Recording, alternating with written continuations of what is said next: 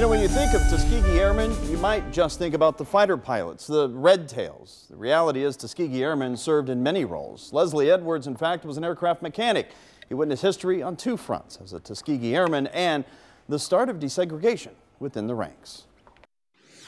I was drafted, so the government made clear to me that you can forget about your family because you got a family right here performing in the military. Cincinnati native Leslie Edwards never saw the military life as his path. With little choice, though, he took on his new career and the entrenched racism within the ranks at the time. Being African American, the military had made it known that you was not supposed to be respected as a military person, although you would be a part of the military effort. It was something he lived with while focusing on his job. A mechanic and eventual supervisor, Edwards made a name for himself while serving with the all-black 477th Bombardment Group at Freeman Army Airfield in Indiana. You were everything that they told you couldn't be. That's right. When you first went in. That's right. That's exactly right.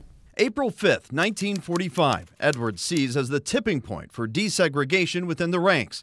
The history books call it the Freeman Field Mutiny. Freeman Field had an officers club.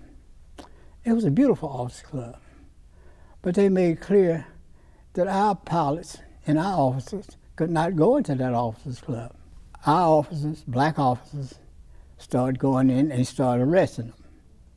And they arrested maybe 19 at one time, and then another group of officers went in, like 25, they arrested them. The bottom line, Edwards says, the military regulations spoke for themselves. You can't exclude an officer of any facilities for officers on a military base or post.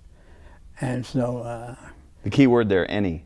That's right. Shortly afterwards, Colonel Benjamin Davis was established as the commander of the unit, which was moved to Godman Field in Kentucky. Edwards says what happened at Freeman started widespread change. President Harry Truman eventually signing an executive order establishing the President's Committee on Equality of Treatment and Opportunity in the Armed Services. The order says all of our personnel will be treated equal, and all of our personnel will be given equal opportunity.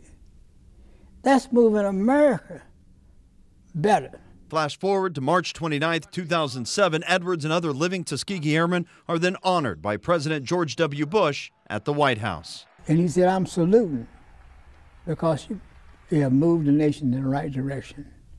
And all the abuses that you've had to take while you was doing what you could for this nation.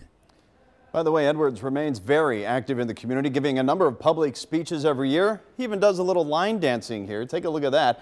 He says as a Tuskegee Airman, he encourages everyone to support our youth and prepare them for their future through education and skills to move not only them forward, but the nation.